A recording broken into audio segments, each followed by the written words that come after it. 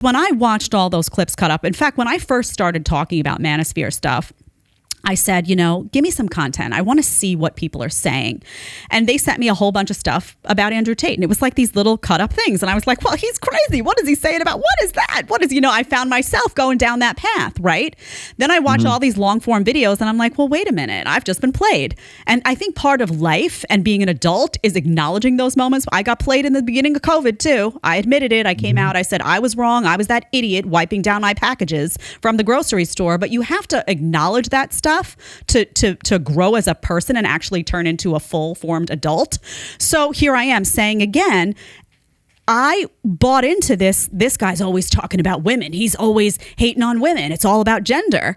Turns out it's not. It's a very small part of what he's saying. And oftentimes he's very critical of men as well. So this particular part of the video, Tyler, on gender, I think is significant. It's at 105. I just want to play this and then Rollo, get your reaction as someone who's watched a lot of his content and can speak a little bit more to this point.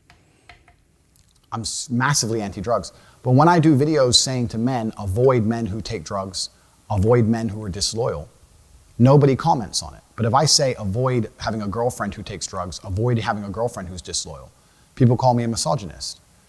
It's not about gender. I'm just trying to teach people to stay away from low quality, toxic people and just try and elevate themselves and create their reality to be around high quality people and positive people, male or female. There's no gender associated.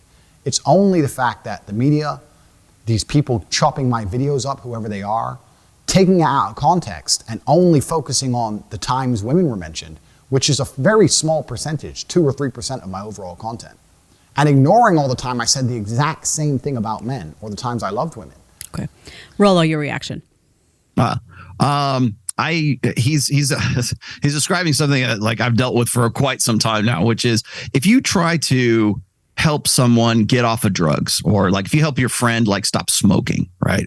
If you say, hey dude, heroin is bad for you, stop doing heroin, let's go to the rehab, I'm going to help you out doing stuff like that, people will call you a superhero, right? Doesn't matter, male, female, whatever. But if you go and you tell that guy, look dude, I don't think you should be with this girl because she's kind of toxic, she's a toxic element in your life, and I don't want to see you ruin your life with this woman, I don't want to see you get married to this person because this is really a bad situation. If I step in and do that, then I'm a busybody. I'm like, I'm like, well, if they're happy, then who cares, right? If they're in love, love is love, right? That's to come in and to talk. I can save you from heroin, but I can't save you from a bad relationship or from what I see that's happening, right? And it's exactly what he's saying right here. The idea that you can say one thing about men and you can say one thing about women. It's there's actually a psychological, sociological phenomenon that has been well studied since the early 90s, and it's called the women are wonderful phenomenon, right? And I'm dead serious. That's what they called it back in like 91 or 93, something like that. And it's very well studied. So anything that is flattering to women is automatically seen as something that is more legitimate, whether it's research or whatever, is more legitimate than anything that is sort of presents an unflattering light of women. And it's very well known in psychological circles. Go look it up. It says the women are, you can find it on Wikipedia. It's the women are wonderful phenomenon or dynamic. And what it basically boils down to is, again, the separate standard of justice between men. And we have a higher criteria. We have a higher standard of, say, like men have a burden of performance that women do not have, just simply because they are women. We afford women a default respect just because they're women, not because they've done something that's respectable. That's a male form of respect. When we look at women, we go, well, you don't respect women. Andrew Tate doesn't respect women. If you go and you say exactly like you were saying before, you say exactly the same thing. You say, stay away from guys who are on drugs. Stay away from women who are on drugs. Right? That's not just logic, right? That's just like rational, reasonable logic. Right. But for men, we go, yeah, because those guys who are taking drugs, there's something wrong with them, and they could be like that's the wrong element. But if it's a woman, then we go, oh well, maybe she needs help. Or don't judge a book by its cover. It's also this non-judgmentalism that comes along with emotionalism. You probably will hear this in damn near any new like Netflix series or any new anything that has like any new popular media. It's always, don't judge me, but. and then I'm going to go into something that you should judge me for. It's this non-judgmentalism. It's like almost like it's part of this religion of the woke, really, which we're not supposed to judge people for anything whatsoever, unless it's a guy. Then we can judge that dude. But if it's a woman, it's like, don't judge me for what I'm about to do. Not non-judgmentalism.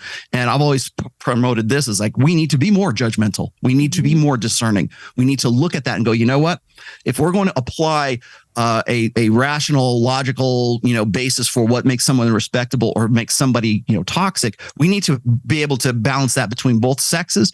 But you're never going to do that because we see women as the vulnerable sex. We see them as the oppressed sex. We see them as men have an innate protector, provider instinct for women. And so therefore, any guy that says something like, don't get, be around women who are on drugs, that's a prompt for even guys to go, well, leave her alone, mister, you leave her alone, because the guy wants to step up and protect this poor woman, even though she's on drugs. It's okay because he's going to step in and be her savior kind of thing. That happens for women. It does not happen for men. Yeah. Because men have that burden of performance and they have that burden of respectability that women do not have. I've covered it on here, even in terms of criticism and saying, I see women call guys fat, ugly, bald, short. They can say it all. But if you turn around and you call a woman on the cover of a magazine who is noticeably obese and you say that's not healthy, well, good luck to you, man. Good luck to you. You're done. And I do it here because I feel like there are people that need to be judged. There are people who need to be judged. And this idea of not judging people actually has seeped so far into Looneyville. We played a video the other day of a woman who was saying that it was too mean to call a pedophile. So we needed to create a new terminology for a pedophile because you would make the pedophile feel bad. And my words were, judge away on these people. I mean, this is ridiculous what's going on. So it's not just seeping this woke culture and this refusal to recognize fact versus fiction and this refusal to hold people accountable for bad behavior and be willing to judge. I don't care if it's male, female. I don't care. Bad behavior is bad behavior. I don't care. And also, you don't need to always need a blankie every time someone makes a judgment on you. But just to close that point, it's dangerous to society at large to have this new caliber of certain people are protected from judgment and other people you can throw arrows at them all day long. That's not the markings of a healthy society. Go ahead. Have you ever heard that song Before He Cheats by Carrie Underwood? Yes. Where she's talking about vandalizing this guy's big, beautiful 4-wheel drive car, like keying it and taking a baseball bat to it. And you hear this come up in the club or something. And every woman in the club has those lyrics committed, memorize those lyrics, and probably still to this day, because it was a while back, they could probably still to this day recite those lyrics because it's this anthem and it's this build up and this feel good kind of thing. If you reverse the roles, that guy goes to jail. If the wife cheats or the girlfriend cheats and you go and you vandalize her car, guess what? You ain't singing songs about that. It's not a top 40 song anymore. That's the difference. If you like the short clip, you can catch another one here, or you can catch the full episode right here.